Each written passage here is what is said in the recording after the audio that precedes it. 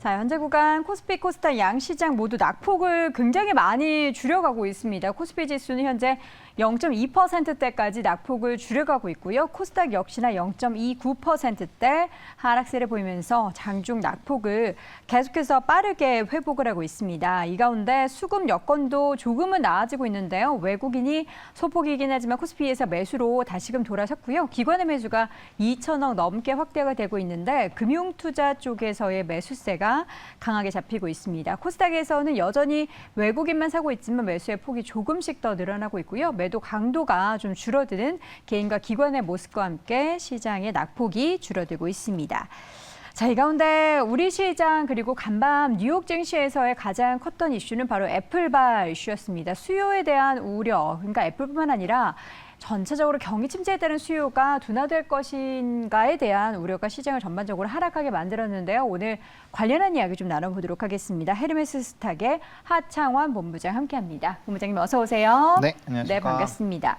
일단 어제 애플의 주가가 급락했던 그 배경을 좀 살펴보면은 전체적으로 시장이나 경기에 대한 이야기를 해볼 수 있을 것 같아요. 네, 맞습니다. 뭐 일단은 수요에 대한 얘기가 뭐 전거래일에 나왔었던 건 아니죠. 근데 이제 그 얘기가 이제 지속적으로 나오고 수요 쪽에 대한 이제 부담감이 나오다 보니까 사실 기대감이 굉장히 컸습니다. 이번 시리즈는 뭐 전 시리즈보다도 훨씬 더 좋을 것이다라는 기대감도 있었고 워낙 전 시리즈가 잘 판매가 되었었던 부분이 있고 또 사실 신제품이 나올 때마다 관련된 종목군들의 좀 기대감이 커지거든요. 특히나 이제 애플이 가지고 있는 지위 자체가 굉장히 좀 시장에서 영향력이 크다 보니까 거기에서 수요가 둔화되는 것은 전반적으로 수요가 이제 전방위적으로 좀 줄어드는 것이 아닌가라는 좀 불안감도 확대를 시켰다라고 보시면 좋을 것 같습니다.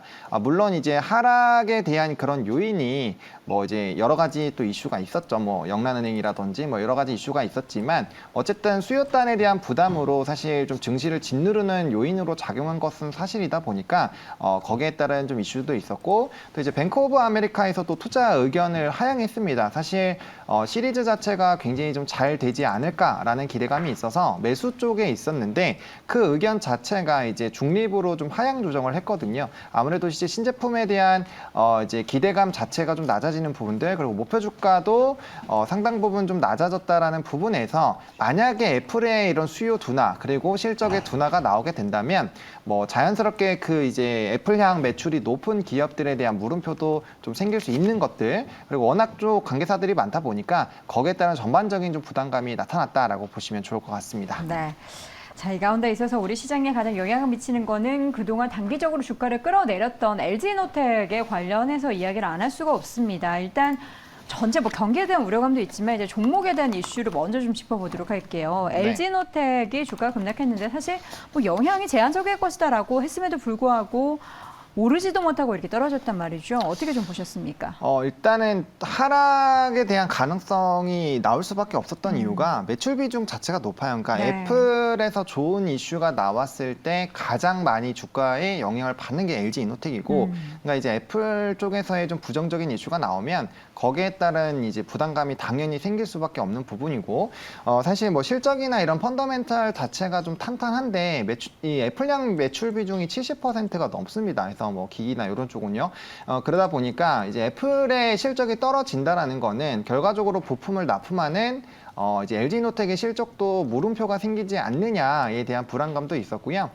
사실 LG노텍이 그래도 나름 견조한 버팀을 하고 있었거든요. 시장 대비했을 때 그 주요 이슈가 실적이 잘 나올 것이다. 애플의 신제품은 잘 팔릴 것이고 거기에 따른 기대감이 굉장히 많이 붙어있는 상황이었는데 네. 그 기대감 자체를 부숴버리는 이슈가 나오다 보니까 거기에 따른 이제 시장에서 반영이 되지 않았었던 그런 요인들이 한 번에 좀 반영이 됐고 이 투매가 나오고 이게 상당 부분 박스권이 오래 진행이 되고 있었는데 그 박스권 하단을 또 뚫어버리니까 이건 심상치 않다. 그리고 요 박스권 하단 라인이 또 슈퍼 매물대거든요. 이전에 항상 지지가 나왔었던 라인인데 그런 이제 심리적인 저항선까지 부숴버리다 보니까 거기에 따른 또 추가적인 이 낙폭이 나왔다. 게다가 또 심지어 이번 주는 월요일과 수요일 날 지수가 워낙 많이 하락을 하다 보니까 거기에 따른 이제 위축감을 사실 느낄 수밖에 없죠. 네. 그래서 워낙 많이 횡보했었고 그러면 손실이라도 빨리 좀 줄이면서 빠르게 현금화를 하자라는 이런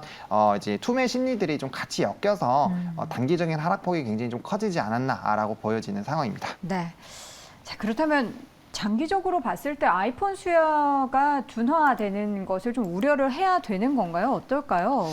사실 뭐 여전히 아이폰에 대한 인기는 뭐 네. 우리나라에서도 보니까 지금 마켓쉐어가 25%를 넘었다 그러고 네. 얼마 전에 뉴스 보니까 그 초등학교 친구들이 엄마에게 아이폰 안 사주면은 안 된다라고 때를 썼다는 이런 얘기도 있더라고요. 뭐 가능성이 있습니다. 뭐 게다가 이제 애플페이가 사실 한동안 또 네. 시장에서 또 이슈가 이슈가 많았죠. 됐었잖아요. 사실 저는 뭐 갤럭시를 쓰는 사람인데 네.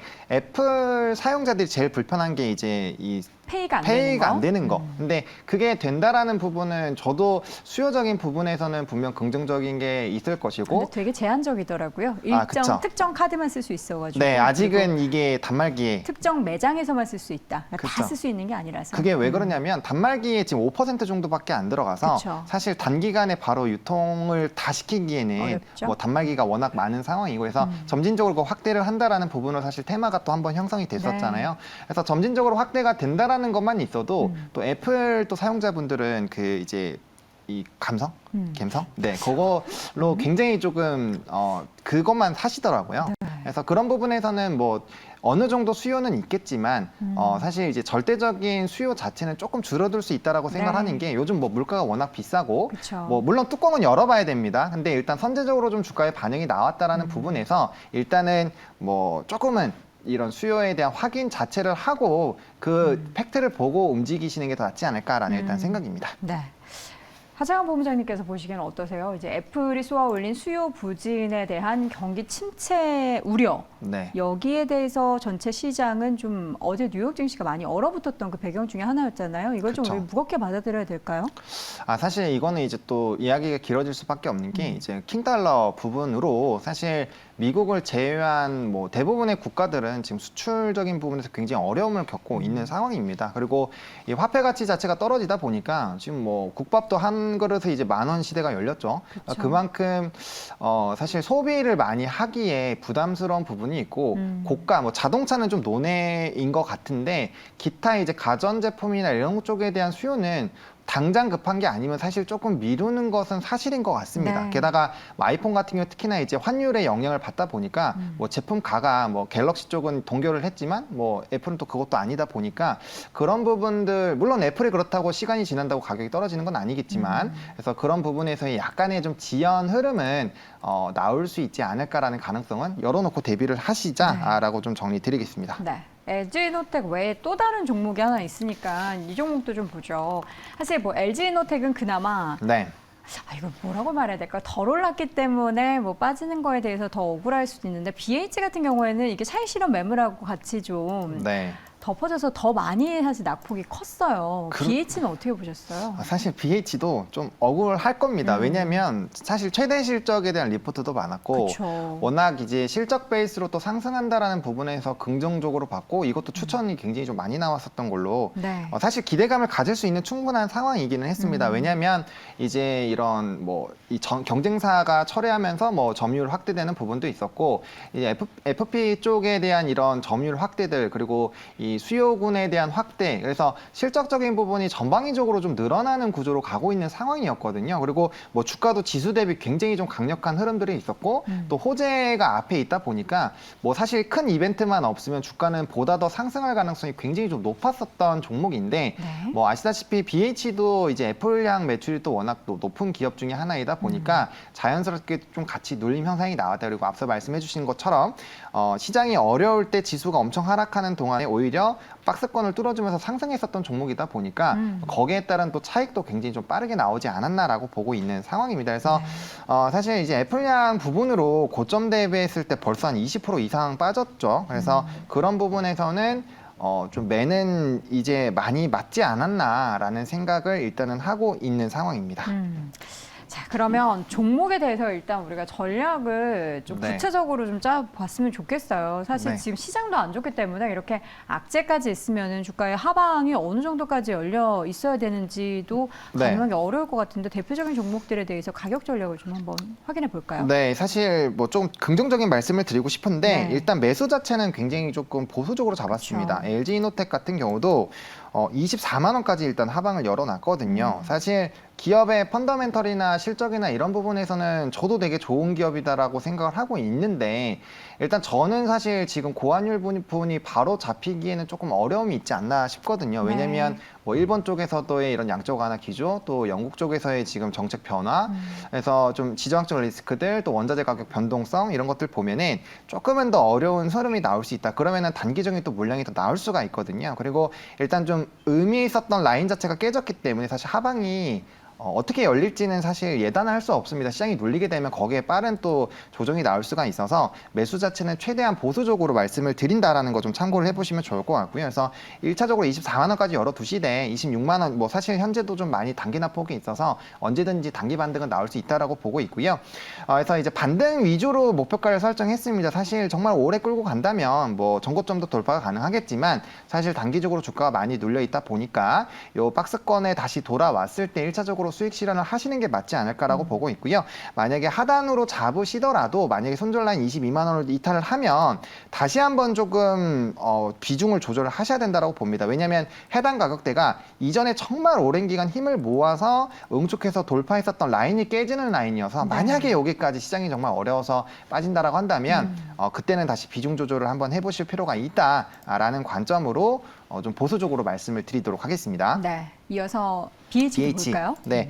BH 같은 경우도 BH는 오늘도 사실 좀 많이 눌리고 있습니다. 그래서 단기적인 투매가 많이 나오고 있다 보니까 해당 종목도 조금은 보수적으로 말씀을 좀 드릴 건데 23,500원까지 전 하방을 열어놨습니다. 왜냐면 이게 사실 대부분의 종목군들이 박스권 돌파해서 상승한 다음 조정 나오면 이전 박스권 하단까지 빠지는 경우가 많이 있습니다. 네. 게다가 사실 이렇게 단기적으로 폭락이 나온다라는 거는 매수 심리가 많이 위축이 되어 있다라는 거거든요. 그래서 현재 시점에서는 시장이 어려워지게 되면 단기적인 좀 투매 물량들이 나올 수 있고 이제 해당 가격대까지 오면 그 밑에 이제 단단한 또 매물벽이 있다 보니까 해당 부분에서는 조금 반발 매수가 많이 들어올 수가 있어요. 그래서 시장의 위축을 가능성을 점해 봤을 때 보수는 최대한 좀 보수적으로 23,500원까지 열어놓고 1차 매수입니다. 뭐 2차 매수 아니고 1차로 일단 조금 들어가 보실 수 있다고 보고 있고요. 그다음에 이제 반등이 나왔을 때는 기술적으로 이전에 박스권 상단 라인 3만 원 잡았습니다. 사실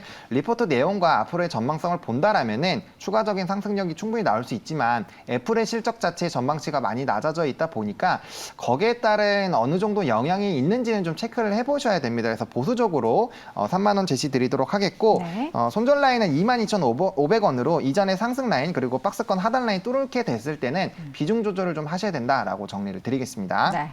애플이 쏘아 올린 시장의 하락 그리고 관련된 종목들에 대한 하락과 함께 LG노텍도 BH에 대해서 자세하게 확인해봤습니다. 헤르메스 스탁의 하창원 본부장 함께했습니다. 고맙습니다. 네, 감사합니다.